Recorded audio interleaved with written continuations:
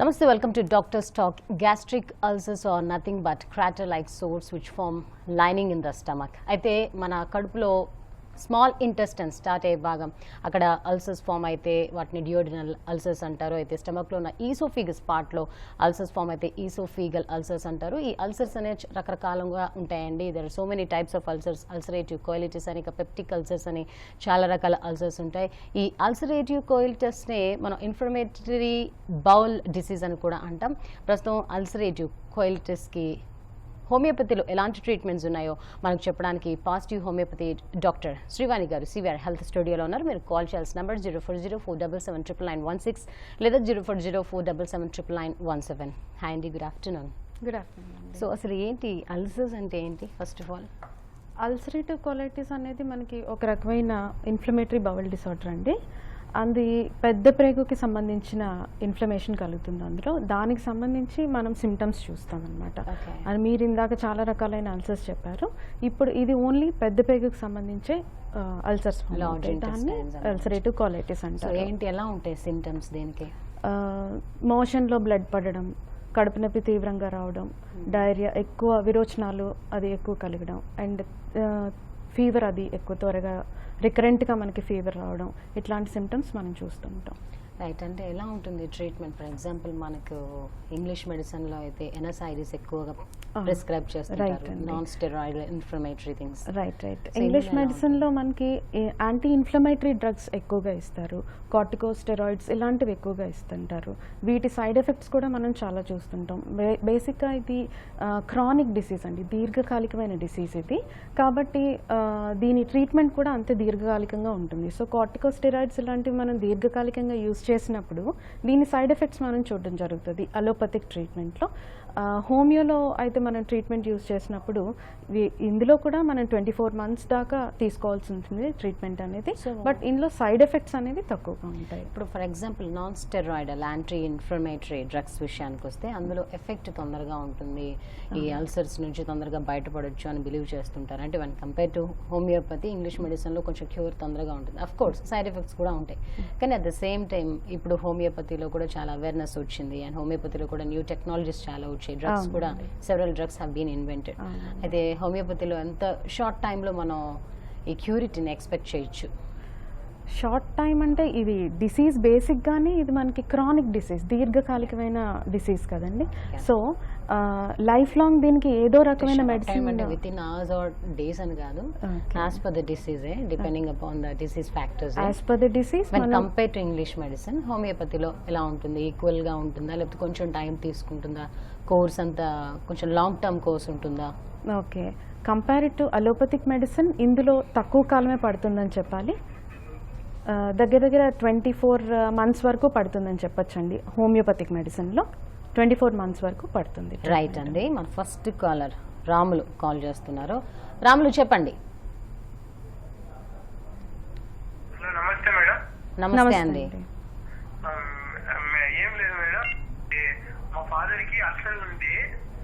Okay, duodenal ulcer ఉందని చెప్పారు. Okay అండి. తర్వాత హోమియోపతి మందులు వాడినాము కొన్ని రోజులు. ఓకే, వాడితే తగ్గిపోయింది, మళ్ళీ వచ్చింది. ఓకే ఓకే హోమియోపతిక్ మెడిసిన్స్ మీరు కంప్లీట్ కోర్స్ కనుక తీసుకున్నట్టయితే అట్లాంటి రికరెన్సీ ఉండదండి.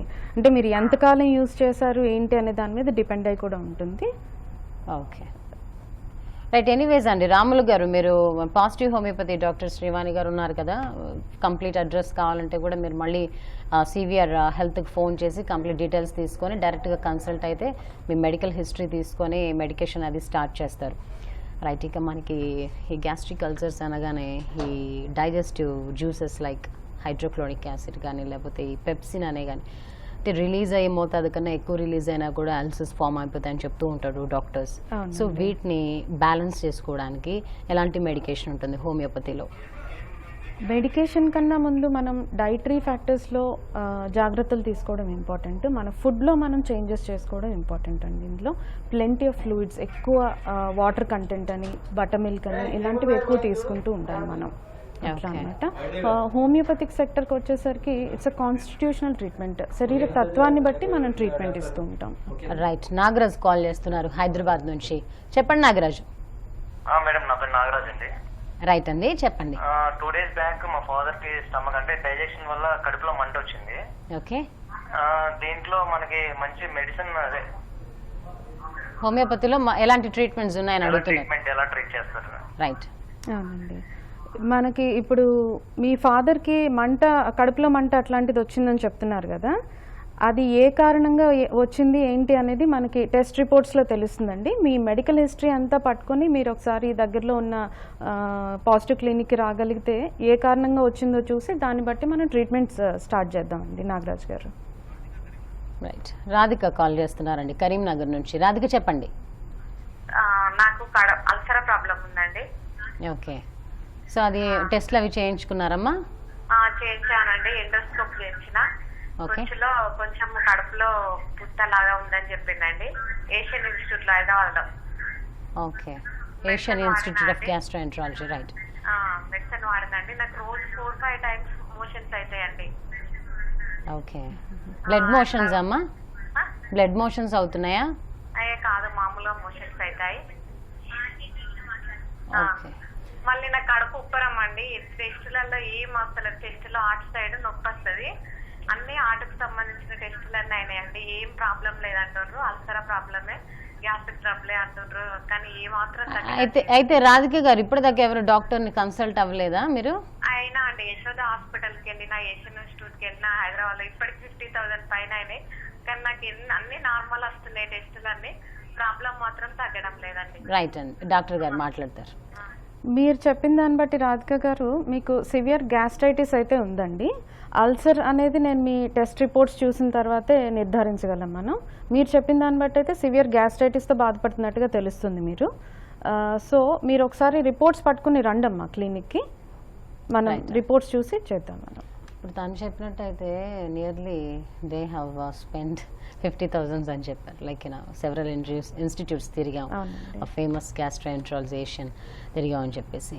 లైక్ ఇలా అంటే వాళ్ళు కోర్స్ సరిగా తీసుకోకపోవడం కారణం అని చెప్పొచ్చా, లేకపోతే ఇంకా అదో ఫ్యాక్టర్స్ ఏ ఉంటాయండి? ఈ ఫుడ్ డైట్ అనేది మనం ఇప్పుడు 1 o'clock తినాల్సిన లంచ్ 3కో 4కో తీసుకున్న ఎక్స్టెండెడ్ పీరియడ్స్లో తీసుకున్నా కూడా ఇలాంటి ప్రాబ్లమ్స్ వస్తుంటాయి. ఎక్కువ గ్యాస్ట్రిక్ ట్రబుల్స్తో సఫర్ అవుతూ ఉంటారు. సో కాకుండా ఇంకా డిఫరెంట్ ఫ్యాక్టర్స్ ఏ ఉన్నాయి? టైమ్లీ మీల్స్ లేకపోవడం అనేది మేజర్ ఫ్యాక్టర్ అండి. ఆ తర్వాత బ్యాలెన్స్డ్ డైట్ అండి, ఒక సమతుల్యమైన ఆహారం మిస్ అవ్వడం కూడా ఒక ఫ్యాక్టర్ అని చెప్పుకోవచ్చు. ఈ రోజుల్లో చాలామంది అసలు మజ్జిగ తాగడం అనేది మర్చిపోయారు. ఆల్మోస్ట్ కూల్ డ్రింక్స్ మీదే మాక్సిమం డిపెండ్ అవుతున్నారు. సో మజ్జిగ తాగడం కూడా డైలీ హ్యాబిట్స్లో ఒకటిగా చేసుకుంటే ఇలాంటి వ్యాధుల్ని మనం అరికట్టచ్చు. రైట్, ఇంకా అలా చూసుకుంటూ వచ్చారు ఫ్యాక్టర్స్ ఆఫ్ బీయింగ్ చేంజ్డ్ మన లైఫ్ స్టైల్, ఎస్పెషల్లీ డైట్కి సంబంధించి. ఫైన్, రామ్ ప్రసాద్ కాల్ చేస్తున్నారు. His calling from Mumbai. చెప్పండి రామ్ ప్రసాద్ గారు. Good evening ma'am. Good evening అండి. మాట్లాడుతున్నాను. ఓకే అండి, మాట్లాడండి శ్రీవాణి గారితో. నాకు 6 months అండ్ 1 year నుంచి అంటే బిర్యానీ ఏదైనా మసాలా ఐటమ్స్ తింటే ఒక పక్క కడుపు నొప్పి వస్తుంది మేడం. రైట్ సైడ్ కరెక్ట్ గా పొట్ట దగ్గర వస్తుంది మేడం. ఓకే. అండ్ అప్పుడప్పుడు రక్త విరోచనాలు కామన్ గా అవుతూ ఉంటాయి మేడం. ఫీవర్ అనేది కూడా కామనే వస్తుంటాయి, కాకపోతే ఫీవర్ పెద్ద సమస్య కాదు. ఈ కడుపు నొప్పి మాత్రం చాలా నొప్పి మేడం. నేను మర్చెంట్ నేవీలో జాబ్ చేస్తాను, మా వర్క్ షిఫ్ట్ లో కదా. Okay. 9 months and 6 months shift లో వర్క్ చేయాలి మేడం నేను. ఓకే. కంటిన్యూస్ గా. అండ్ ఇంటర్నేషనల్ కాబట్టి వేరే కంట్రీస్ దగ్గర తిరుగుతాయి. ఒకవేళ మాకు ఏదైనా హెల్త్ ప్రాబ్లం వస్తే చిన్నగా సైన్ ఆఫ్ చేసి మేడం. మీ ఏజ్ ఎంత ఉంటుంది సార్ మీది? నాది ఇప్పుడు 23 years మేడం. ఓకేనండి, ఫైన్. అంటే మీరు చెప్పిన లక్షణాలన్నీ కొంచెం అల్సరేటివ్ కోలైటిస్కి దగ్గరగా కనిపిస్తున్నాయండి. సో మీరు ఒకసారి కొలనోస్కోపీ లాంటి టెస్ట్ ఏదైనా చేయించుకుంటే మంచిది. అండ్ బ్లడ్ టెస్ట్ కూడా ఒకసారి చేయించుకోండి, రక్త పరీక్ష చేయించుకోండి. అందులో ఈఎస్ఆర్ లెవెల్స్ కానీ, సిఆర్పి లెవెల్స్ కానీ, ప్లేట్లెట్ కౌంట్స్ కానీ ఎక్కువ ఉంటే ఒకసారి ఆ టెస్ట్ రిపోర్ట్స్ అన్నీ పెట్టుకుని మీ దగ్గరలో ఉన్న పాజిటివ్ క్లినిక్కి ఒకసారి విజిట్ అవ్వండి సార్. ఎందుకంటే మీ లక్షణాలన్నీ కొంతవరకు అల్సరేటివ్ కోలైటిస్ లాగే కనిపిస్తున్నాయి కాబట్టి. రైట్ అండి, తను చెప్పినట్టు స్పైస్ తిన్నా ఈ బ్లడ్ మోషన్స్ అవి ఇవి అవుతున్నాయని చెప్తున్నారు. సో ఎందుకు ఈ స్పైస్ టచ్ అవ్వగానే why they get the burning sensation? జనరల్గా అల్సరేటివ్ కోలైటిస్లో మనకు ఆ లోపల ఉన్న మ్యూకస్ మెంబ్రెయిన్ అనేది ప్యాచీగా తయారవుతుందండి. ఆల్రెడీ ఇన్ఫ్లేమ్ అయిపోయి ఉంటుంది, అది పాడైపోయి స్వోలెన్ అయిపోయి ఉంటుంది. అలాంటి ప్లేస్లో ఈ స్పైసీ మెటీరియల్ అనేది తగిలినప్పుడు బబుల్స్ ఇరిటేట్ అవుతాయి. ఇరిటేట్ అవ్వి బ్లడ్ ఇమోషన్స్ లాంటి అల్సర్స్ లోపల ఉంటాయి కాబట్టి మోషన్తో పాటు మలంతో పాటు మనకి రక్తం పడడం ఇట్లాంటివి జరుగుతుంటుంది. ఈ కారణంగా అనీమియా కూడా గురయ్యే అవకాశాలు ఉంటాయి. Right. Mucus is the membrane which coats the stomach lining, protection ఇస్తుంది స్టమక్ లైనింగ్ కి, అండ్ ఇంటెస్టైన్స్ కూడా రైట్ ప్రొటెక్షన్ ఇస్తుంది. రైట్ అండి. అయితే ఇంకా మీ మెడిసిన్స్, హోమియోపతి మెడిసిన్స్ మెకానిజం ఎలా ఉంటుంది? How they show their action on that particular area ఎలా ఉంటుందంటే సర్ఫేస్గా? రైట్. హోమియోపతిక్ మెడిసిన్స్ అనేది పర్టికులర్ ఏరియా వైజ్గా కాకుండా శరీర తత్వాన్ని బట్టి ఇంటర్నల్గా అసలు ఫస్ట్ ఆఫ్ ఆల్ మనకి బేసిక్ ఎక్కడి నుంచి స్టార్ట్ అవుతుందంటే ఒక డిసీజ్ అనేది మన స్ట్రెస్ లెవెల్స్ నుంచే స్టార్ట్ అవుతుందండి. ఎగ్జాక్ట్లీ. మన బాడీకి మనకి శరీరానికి డిసీజ్ వచ్చే తత్వం ఉన్నా సరే అది బయటపడాలంటే ఏదో ఒక మానసికమైన ఒత్తిడి ఉండాలి. ఆ ఒత్తిడి ఉన్నప్పుడే డిసీజ్ ఏ రకమైన డిసీజ్ అయినా బయటకు వస్తుంది. సో ఫస్ట్ ఆఫ్ ఆల్ ఆ ఒత్తిడి లెవెల్ నుంచి హోమియోపతిక్ మెడిసిన్ అనేది యాక్ట్ చేయడం మొదలు పెడుతుంది. ఫస్ట్ ఆఫ్ ఆల్ ఆ ఒత్తిడి లెవెల్స్ని డౌన్ చేసుకుని ఆ తర్వాత డిసీజ్ గ్రాడ్యువల్గా డౌన్ అవడం మొదలు పెడుతుంది. ఎగ్జాక్ట్లీ. ఫ్యాక్ట్ చాలా మంది చెప్తూ ఉంటారు, యూనో అసిడిటీతో సఫర్ అవుతున్నారంటే బికాస్ ఆఫ్ స్ట్రెస్ కానీ మెంటల్ డిప్రెషన్స్ ఏవో ఉంటే దట్ లీడ్స్ టు అల్సర్స్ అని చెప్తూ ఉంటారు. రైట్. కుమార్ కాల్ చేస్తున్నారు మనకు. కుమార్ చెప్పండి. మేడం నమస్తే. మేడం నమస్తే అండి. మేడం నాకు నాలిక మీద మధ్య భాగంలో వచ్చేసి కొద్దిగా సెల్స్ పోయేసి నొలుపుగా ఉంది మేడం. అక్కడ చేయి పెట్టి మనం చూసుకుంటే గమ్మిష్ గా రావడము అలాగే జరుగుతుంది. ఎప్పుడైనా మనం పళ్ళు తోమేటప్పుడు 2 వేళ్ళు నోట్లో పెట్టి మనము ఉదయం పూట బంపు గల్లా అంటారు కదా, అది తీసేటప్పుడు 1-2 సార్లు రక్తం కూడా వచ్చింది మేడం. అందుకోసం అదేమన్నా మౌత్ అల్సర్ అంటే మేడంతో ఆడుతామని కోరుతున్నాను. ఓకే. మౌత్ అల్సర్స్ అనే ఆప్తస్ అల్సర్స్ అంటారండి వీటిని స్ట్రెస్ వల్ల కూడా ఇవి వస్తూ ఉంటాయి. అండ్ మీరు రక్తం పడుతుందని చెప్తున్నారు కదా, మీరు స్ట్రెన్యూస్గా బాగా దగ్గి ఆ కళ్ళని బయటికి తీయడానికి ట్రై చేసినప్పుడు చిన్న చిన్న రక్తనాళాలు అనేవి స్ప్లిట్ అవ్వడం జరిగి అలా కూడా బ్లడ్ పడే అవకాశం ఉంటుంది. అది పెద్ద జబ్బుగా మీరు పరిగణించొద్దు. ఫస్ట్ ఆఫ్ ఆల్ టెస్ట్లు చేయించుకోండి, ఆ తర్వాతనే దీన్ని ఒక డిసీజ్గా మీరు నిర్ధారించవచ్చు. రైట్. అశోక్ కాల్ చేస్తున్నారు హైదరాబాద్ నుంచి. అశోక్ చెప్పండి. హలో అశోక్ గారు,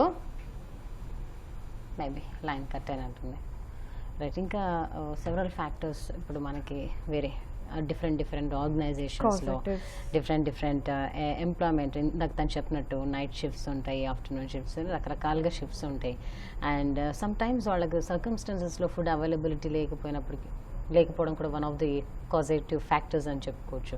సో ఎలా how they have to plan their diet schedule అండి and persons who are being suffered with this sort of ulcers? ఇలాంటి అల్సరేటివ్ కోలైటిస్ అనే వ్యాధితో బాధపడే వాళ్ళు తక్కువ ఫుడ్ క్వాంటిటీస్, తక్కువ ఇంటర్వెల్స్ తీసుకుని ఫ్రీక్వెంట్గా ఫుడ్ తీసుకోవడం, కొంచెంగా తీసుకోవడం అనేది అలవాటు చేసుకోవాలి. అలా డైజెస్టివ్ సిస్టమ్కి మనం తక్కువ వర్క్ ఇచ్చిన వాళ్ళం అవుతాము. సో కొంచెం తక్కువ క్వాంటిటీస్ ఆఫ్ ఫుడ్ తక్కువ ఫ్రీక్వెన్సీస్లో తీసుకోవడం మంచిదండి. రైట్.